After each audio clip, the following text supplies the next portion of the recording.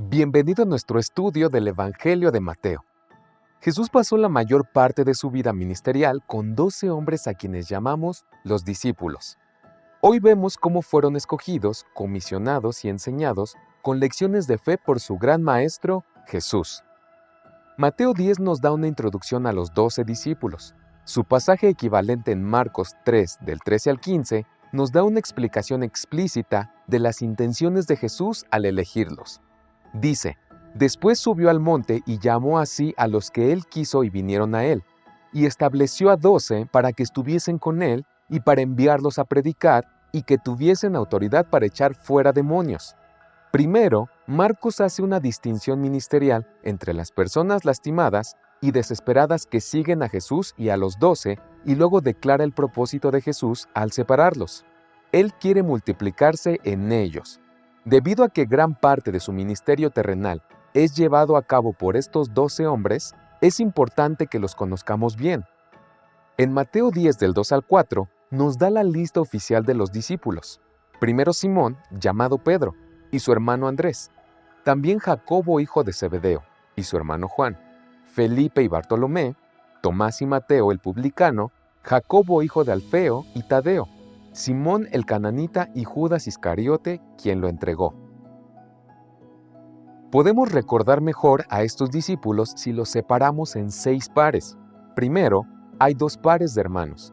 Pedro y Andrés son un grupo de hermanos. Santiago y Juan, los hijos de Zebedeo, son el otro. Estos 4 eran pescadores y juntos probablemente compartían el negocio de pesca, propiedad de Zebedeo. Los 2 siguientes, Felipe y Bartolomé, apenas se mencionan en los evangelios, pero se cuentan entre los 12. Los 2 siguientes, Tomás y Mateo, son más conocidos. Aunque muchos conocen a Tomás con el nombre de Tomás el Incrédulo, debemos recordar que, según Juan 11:16, está listo para morir junto a Jesús. Mateo también es llamado Leví en los evangelios, es recaudador de impuestos. Esto significa que estaba trabajando para Roma y recaudaba impuestos de sus compatriotas judíos y ellos lo odiaban. A continuación tienes a Santiago, hijo de Alfeo, y Simón el cananita. Los extremistas o celotes como Simón normalmente se resistían violentamente a la ocupación romana y eran odiados por las autoridades romanas. Por último, hay un par de Judas. El primero, el hermano de Santiago, también conocido como Tadeo. Y por supuesto, el otro es Judas Iscariote, quien traiciona a Jesús. Poco después de que Jesús termina su sermón del monte, elige y comisiona a los 12 discípulos para que sean apóstoles. La palabra apóstol significa enviado o misionero. Jesús estaba buscando personas que fueran sus discípulos y trabajaran para Él en el cumplimiento de su visión y la realización de su plan. Jesús quiere que sean parte de su solución a los problemas que tiene la gente en este mundo. Cuando Jesús llama a sus discípulos, quiere que se comprometan y lo sigan en sus términos. Este compromiso tiene un alto costo. En el capítulo 8 de Mateo, vemos que cuando Jesús baja de la montaña, diferentes personas se acercan a él y le dicen, «Te seguiré donde quiera que vayas». Pero Jesús desafía esta actitud diciendo, «Los zorros tienen cuevas y las aves del cielo tienen nidos, pero el Hijo del Hombre no tiene dónde recostar la cabeza». Un hombre se le acerca y le dice, «Señor, permíteme primero ir y enterrar a mi padre». Una petición que demoraría hasta 1 año para completar los ritos del entierro de su padre muerto, o incluso muchos años esperando hasta que el hombre muera. Jesús encuentra inaceptable la petición diciendo, «Sígueme, y deja que los muertos entierren a sus propios muertos». Esencialmente les dice, si van a seguirme, tengo que ser su prioridad. Nadie puede ser más importante para ti sobre la faz de la tierra que yo, ni siquiera tu propia vida. Esto es parte del alto costo del discipulado. Es interesante ver que en lugares donde el cristianismo no es perseguido, la disposición de los cristianos a sufrir aún pequeños inconvenientes por el Evangelio es muy bajo. En lugares donde ser cristiano puede costarte tu libertad o incluso tu vida, encontramos a muchos dispuestos a pagar ese precio. El corazón humano conecta el valor con el costo. Algunos imaginan que la forma de ganar más es eliminando el obstáculo del costo. Sin embargo, erradicar el costo personal del discipulado abarata el evangelio en el corazón. Ciertamente Jesús no redujo el costo para que a muchos les resultara más fácil seguirlo, como escribió un gran mártir mientras esperaba su ejecución. Cuando Cristo llama a un hombre, le ordena que venga y muera. Tomemos un momento para observar la forma en que Jesús comisiona a sus discípulos. Cuando un oficial de las Fuerzas Armadas recibe órdenes, las toma en serio, las lee atentamente y las sigue en cada detalle. Podemos encontrar estas órdenes en Mateo 10 del 5 al 23. Jesús ordena que vayan solo al pueblo judío. Más tarde, cuando Jesús da la gran comisión al final del libro de Mateo, Él los comisiona para ir a todas las naciones y a todos. Sin embargo, cuando Él las comisiona por primera vez, Él dice en Mateo 10:6, pero vayan, más bien, a las ovejas perdidas de la casa de Israel. También están comisionados para predicar el reino de los cielos y deben demostrar el reino de Dios a través de dones milagrosos. Deben sanar a los enfermos, limpiar a los leprosos, expulsar demonios y resucitar a los muertos. Pueden hacer esto porque Jesús les da autoridad para ello. También se les dice que confíen en Dios para satisfacer sus necesidades y que no deben cobrarle a nadie por nada de lo que hacen. Nuevamente, más tarde se ganarán el pan dirigiendo la iglesia, pero en esta misión no deben pedir nada a nadie. Deben vivir por fe y esperar que Dios satisfaga sus necesidades. Jesús también les advierte que no van a ser bien recibidos.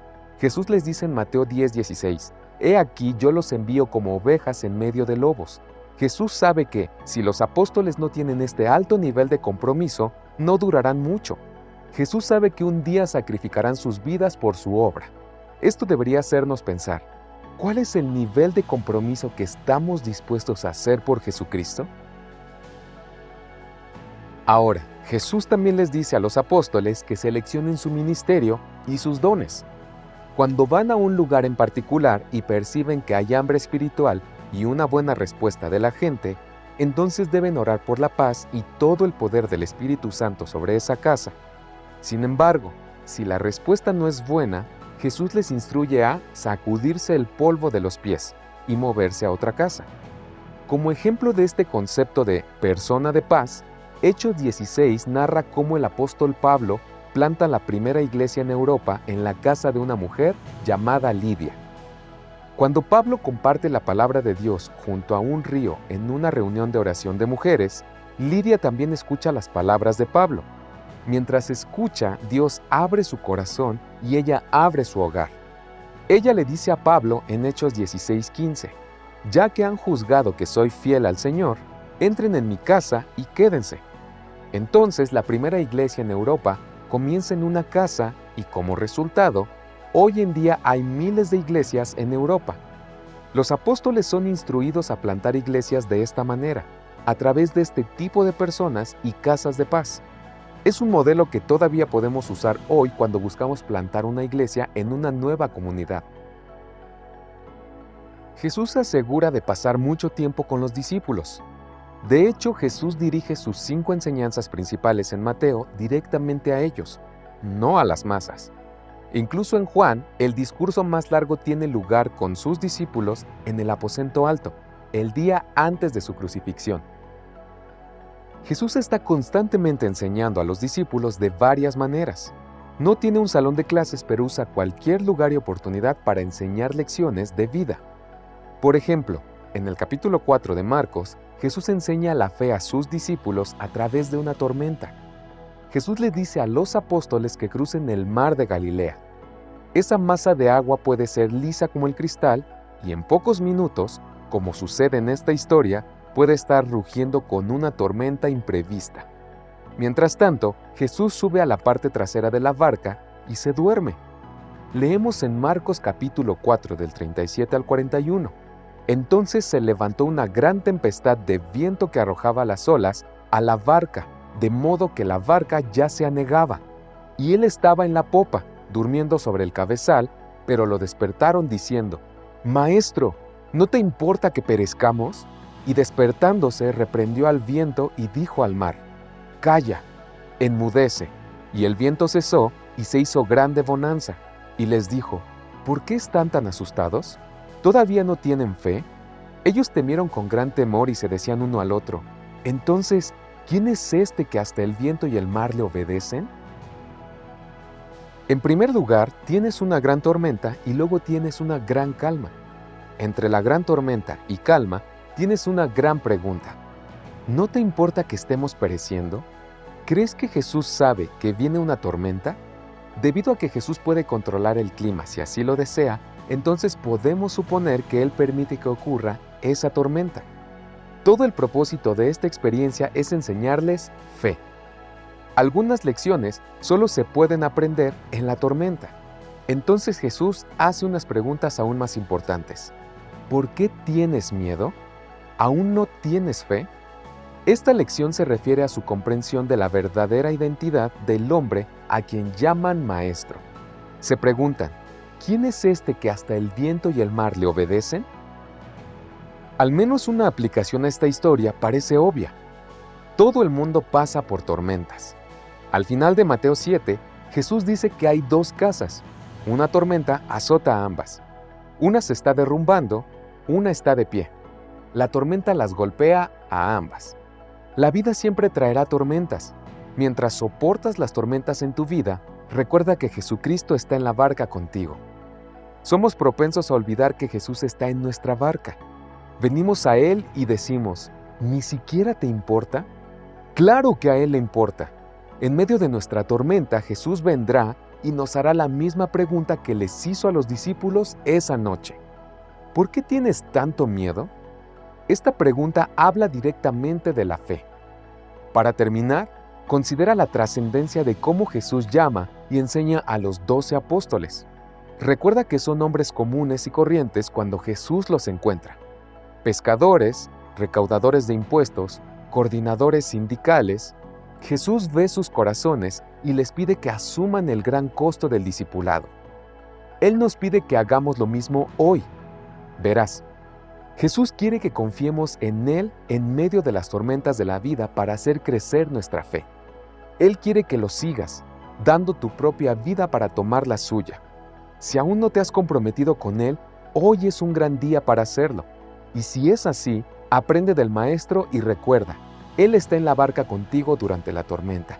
Él te sustentará de acuerdo a su voluntad si confías en Él.